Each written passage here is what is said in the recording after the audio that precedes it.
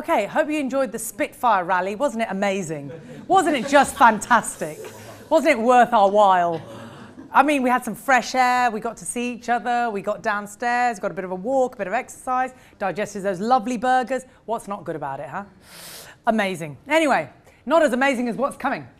So, show of hands here, has anyone not been involved or experienced a CQC visit here? 3, 4. 4 people. That's okay, that's good. That's quite good. So not many, in other words. Okay, so for those of you who have experienced a CQC visit, would you say the look on this chap's face sums it up? And if that's the way you feel as an associate, imagine the principal. I mean, it's 10 times worse, right? It really is. Even though in totality it's not that bad, but the fear of a CQC visit is enough to make you look like that, even if you have got lots of hair.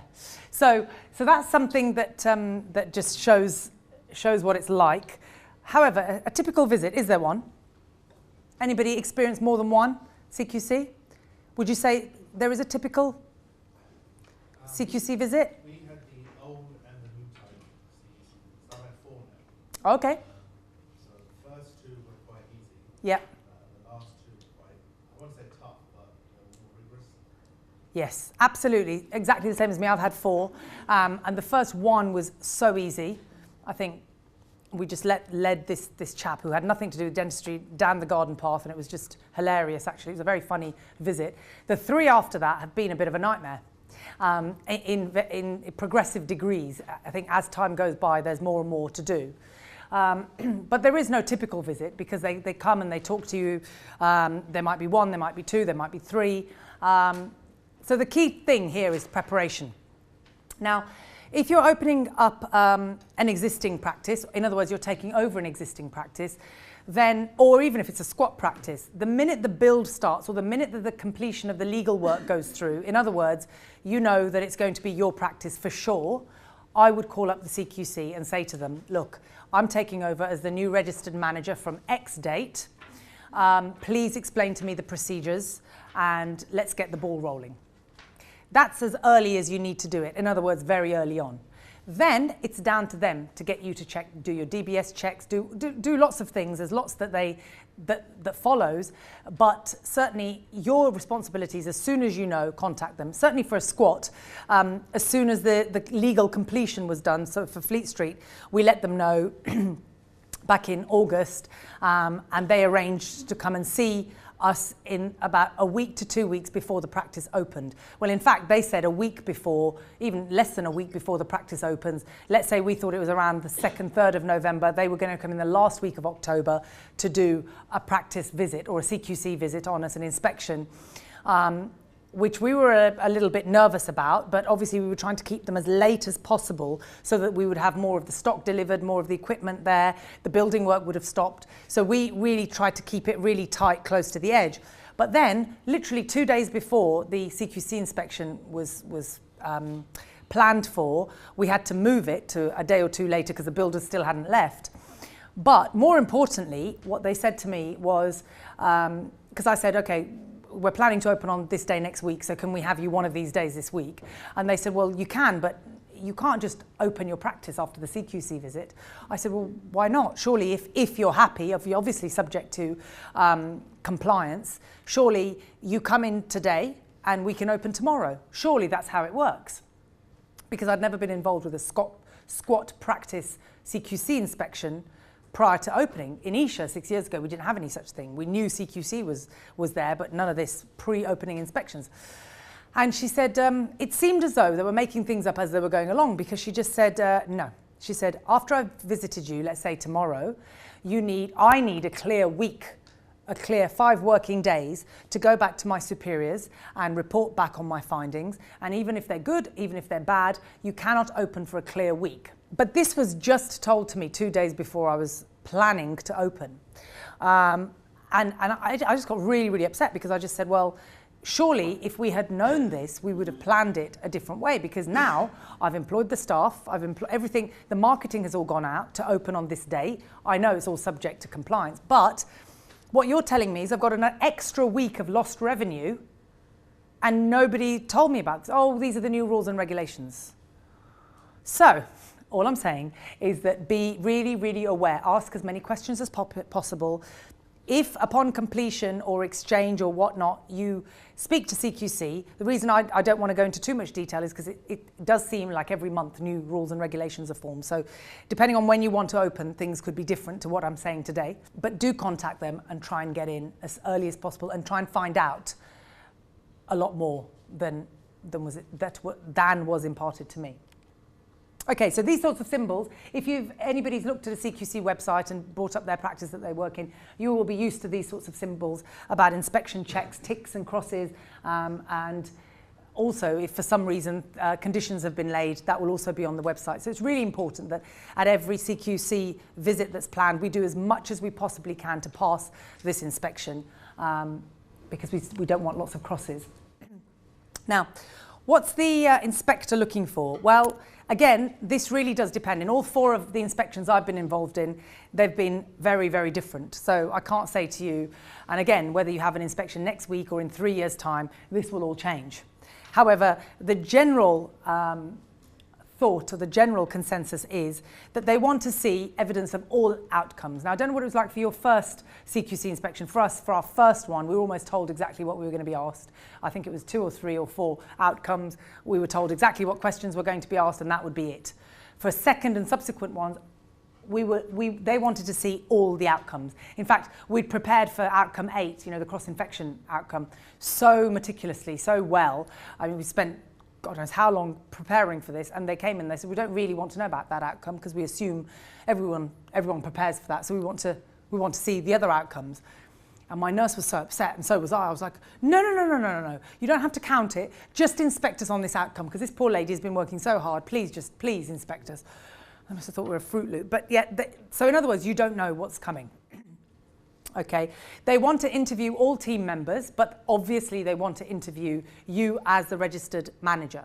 And as a principal, you will be the registered manager. It won't be your practice manager. So when they talk about registered managers, it's you. Yeah, so you must give your name and your details to them. So they will also do things like they'll pick out 10 patient dental records. So this, to me, is scary because if it's me as the only dentist, then that's fine because I can control my own notes. I can control, what's written in them. But if they're going to pick out and audit my associates' records, that makes me nervous, right? Because I don't know what my associate, I'm not going to follow every piece of note-taking that my associate's doing. So that's where, again, to be prepared, you should do regular, and again, we could talk about this for ages, but regular clinical audits of your patient's notes, i.e. your associate's notes. So I've developed this, I don't do it often enough, but I've got this sort of checklist of things that I look for, and every month I'll pick out 1 or 2 records, and I'll just make sure that I've ticked or crossed the audit of my patient's notes for 2 reasons. A, of my associate's notes. A, it makes me see if they're on track and are they doing what they're meant to be doing. I'm not checking on their clinical or having a say on their clinical freedom. I just want to know that they're doing all the compliance with regards to notes. And B, if there were ever a problem at a CQC inspection, they could pull me aside and say, well, how can you have notes like this? This is just ridiculous. I could pull out my audit and say, well, this is the audit I've done, and according to this audit, they're all compliant, everything's good. So it protects you. But yes, that's the 10 records. And also the signed treatment plans. Now that's an interesting one because with signed treatment plans, it's not, as you know, just about signing the treatment plans. It's about showing evidence that you've given them time to think about their treatment plans, that you haven't just forced them down them. Like, let's say you come in for an emergency, you need endodontics. I haven't just sort of said to you, right, I'm going to launch straight into endodontics, and then you're going to need a crown, and then you're going to need this, and then you're going to, is that okay? Can you sign on a piece of paper? Right? You've got to show evidence of giving them the respect and giving them time to think about things, and so it all comes, as I'm sure most of you know, certain outcomes do deal with that side of things, patient consent being one of them. So things like that. And then of course policies and protocols, but policies about everything from Legionella to air conditioning maintenance to obvious ones like checking everybody's postgraduate as well, checking everybody's CPD hours, making sure that you have disciplinary protocols in place, like that you have complaints policies in place, that your complaints policy is visible. One of the more recent inspections we had were about 3 years ago in Isha, where everything else was fine, it was perfect, except I didn't have a visible complaints policy on the desk. Now, that's expected now, but 3 or 4 years ago, we were like, oh, why are we trying to make a complaints policy so in your face to actually say to people, if you want to make a complaint, this is how you make a complaint.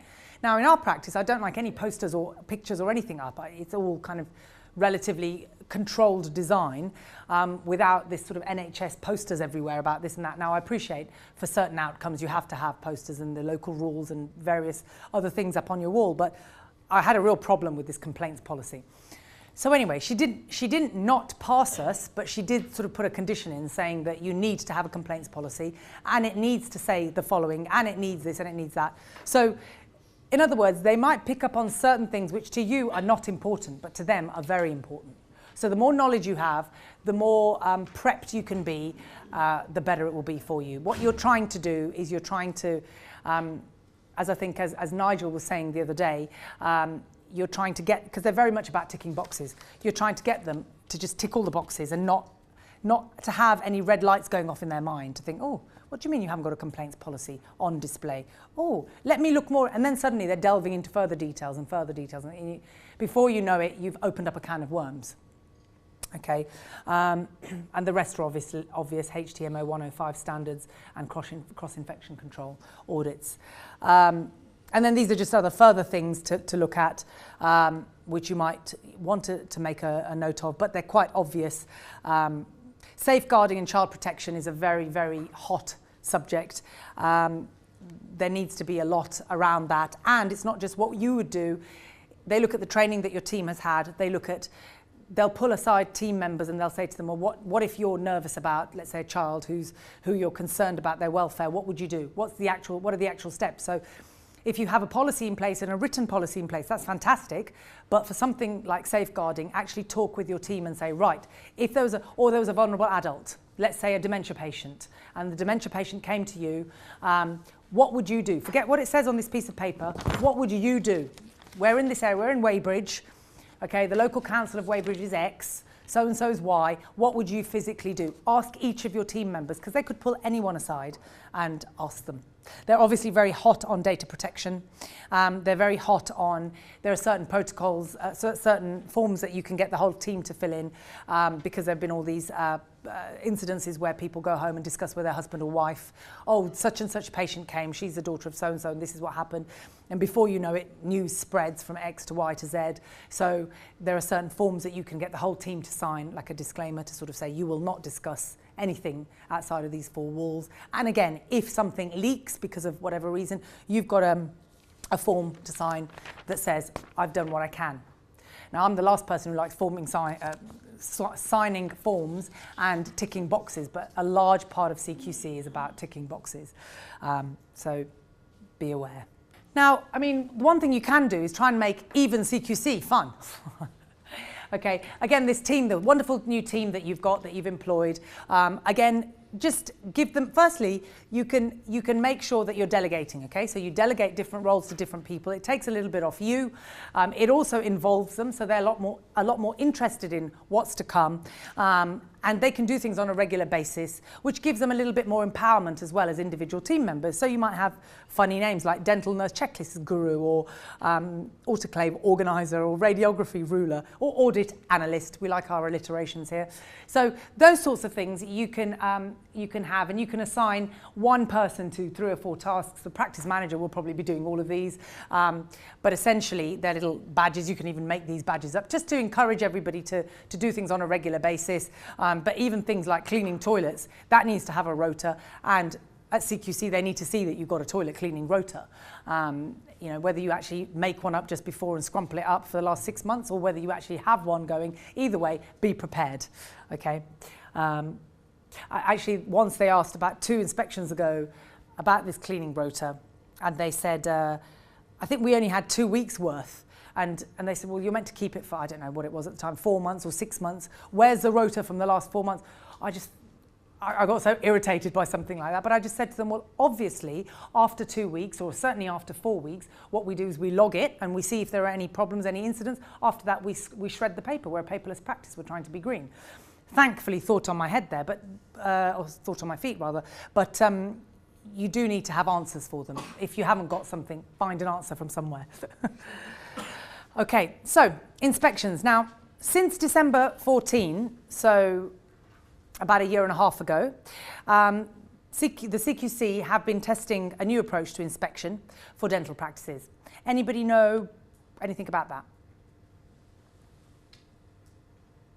Anybody know the new acronym that's the buzzword in CQC these days?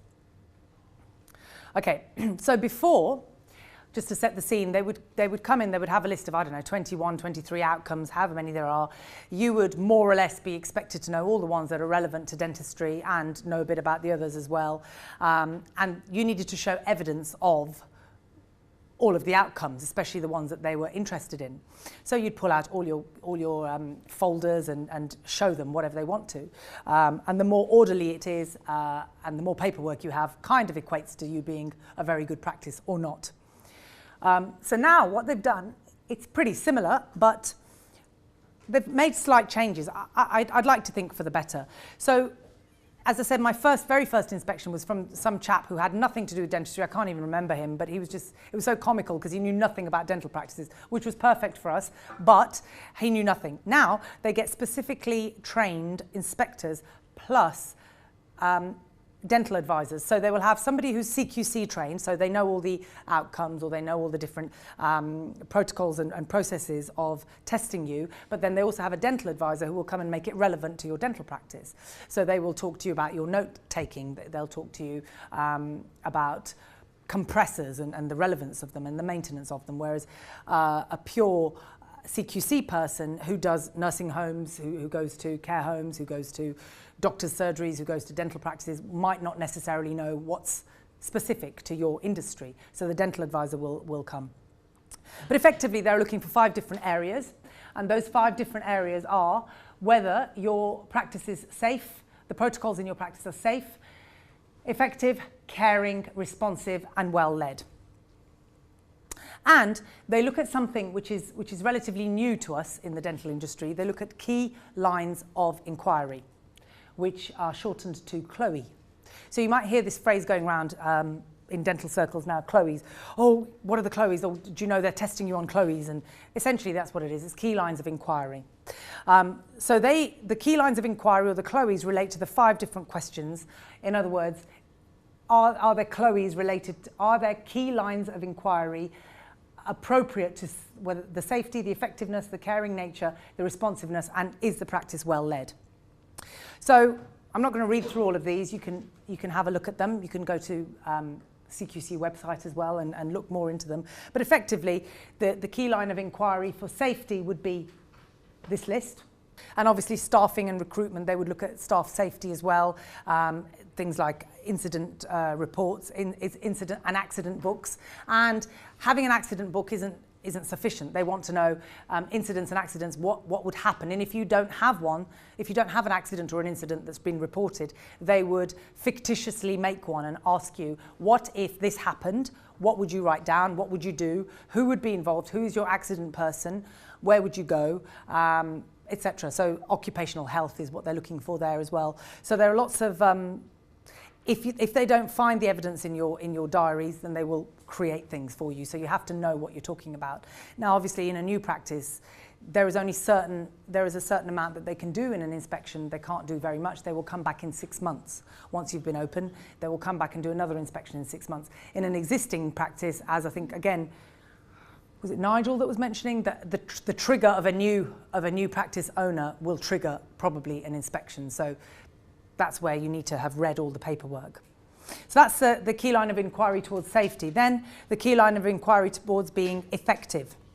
And that's, again, consent, information, health promotion, marketing in a way, but more around health promotion and the clinical side of things, and how effective you are as a dental practice, and how effective you are with regards to not just essential standards, but best practice. And if you aren't best practice, you need to be seen to be striving towards best practice. So you might say, well, I don't have a washer disinfector now, but I'm planning to have one in the next 3 months. Thank you very much. Sam's your man. So that's effective. Then you've got the key line of inquiry towards being caring. And again, the respect, the dignity, again, that comes into safeguarding. So safeguarding would probably be touched upon. But unlike the olden days where you'd just have a whole safeguarding half an hour, they won't just say, oh, I'm talking to you about safeguarding now. That would come under the caring, Chloe. And okay, so tell us what you do with regards to respect and empathy and, you know, that side of things. And then, of course, you have the key line of inquiry for responsiveness. And yeah, promotion of equality. So what are the things there? Might be disability access. Are you DDA compliant? What happens if you have a nurse who applies who's in a wheelchair? What would you do? Are you fully equipped? Yes, you are fully equipped. So if you were fully equipped and you had one disabled nurse and one non-disabled, one able-bodied nurse, how would you decide between them? What would you do? What would you say? So again, you need to have answers relating to this. And what they're looking for, not necessarily, well, in certain things they're looking for right and wrong, but in other things they're looking for you to think, and thinking in an empathetic way. How would you deal with that sort of person? And of course, complaints and concerns. And complaints, we've spoken about, but the complaints policy needs to be very visible. And then well-led. So well-led, again, goes back to leadership and learning and improvement and courses and training. How encouraging are you? What do you do at appraisals? How often do you have them? What sort of encouragement do you give your staff, your people? If you're taking over an existing practice, then they might ask you, so tell us about the last few appraisals that have happened here. Might not have been you, but what did they lead to, and how do you envisage taking this person forward or that person forward? I can see that she's recently been on a radiography course. How does that make you feel about her? Where do you see her career path going? That sort of thing, so that it does look like you're trying to encourage and motivate your team and provide some sort of career path for them. Appreciate the dental practice as such isn't a world with a million career paths, but you need to be seen to be thinking about people's career paths as well as your own. So now, let's say all else is done, and let's say the inspection didn't go as planned, but it wasn't too bad. The CQC's response will be proportionate on whatever the problem was. So for example, with us, they didn't like the fact that we didn't have a complaints policy that was visible. We had one, but it was in a folder behind the desk, but we just didn't have one that's visible. So then I put one behind the receptionist's head, just so that it was quite a good place. I didn't want to put one near the waiting area. And then they came and they said, well, no, that's no good, because if they're making a complaint about the receptionist, they're not going to be there going like, you know, oh, it's about you, let me make a note. Or they won't feel comfortable talking to you. So we eventually had to move it to where all the magazines and everything was. In other words, the place that everybody sits, and, you know, I want them to read Hello magazines, not a complaints policy. But anyway, I had to tick some boxes. Sometimes you just have to do what needs to be done. So, yeah, and it depends on the potential impact on the service. So if it really is, if there is like a major breach in data protection, or they find out through the note-taking that the note-taking is inadequate and it leads to problems from a GDC's point of view, then their penalty might be more harsh. So it really is proportionate on what the problem is. And yeah, the big thing to remember is just keep up appearances, stay calm. It isn't as bad as they might make it out to be. If you're prepared, you will be fine. But it's like everything else. It's all about preparation, and it's all about doing what needs to be done ahead of when you think it needs to be done. So if it's a new practice, call them as soon as you get something agreed in principle, so that you've got a good 3-month lead, and then leave it up to them. Because if you call them a week before the practice is about to open, you can forget about the practice opening. Just forget about it, because they have a lead time themselves. So, and if it's an existing practice, then again, the exiting principal might have told them, but don't rely on the exiting principal. I mean, obviously just wait till the paperwork's done, because they might not have told anyone, and who knows. But once the paperwork is agreed upon, i.e. the completion, you're selling it to me, then contact them as soon as possible. So that then there's no recourse on you. You can just say, well, I signed the paperwork yesterday, I've just completed, I'm calling you at the earliest possible time. You can't be penalised. Great, and that's it for CQC. Tell me if there are any questions. Can't say I'm an expert in CQC, but I can tell you about timelines and stuff. Any questions? Whoops. Where do you get all these regulations from? Let's say you have never run a practice? I would simply get them from the CQC website and call up CQC. They do have personnel who can talk to you, you can call up. As soon as you know what you're doing, just call them up and say to them, I'm opening up a new practice, I need to know what I need to know, and you can have that conversation with them. The rest, everything's on their website that you will need to know. There are also companies, for example, like Appeline, who is very good at placing compliance in your practice. So those sorts of companies, Appeline's not the only one, but it's a very good company that's helped us in the past as well, who will come and make your practice compliant. So companies like that would be good as well. Yeah, so the BDA, CQC would be the obvious first place to go, the website, the number, and then the other company like BDA, and then there are other companies who specifically deal with making your practice compliant. Depends how much you want to do and how interested you are in it. You might have a practice manager who is so super educated in CQC that actually she or he can advise you, and others who don't know anything. The problem with CQC is that the goalposts keep changing.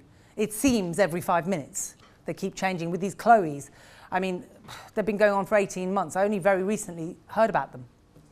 So the goalposts are there. But certainly CQC is not something we can run away from. There's so many practitioners who have had enough of the CQC and what that brings to their practices, and as a result they've sold and left. But it's something we have to embrace, so we just have to do it.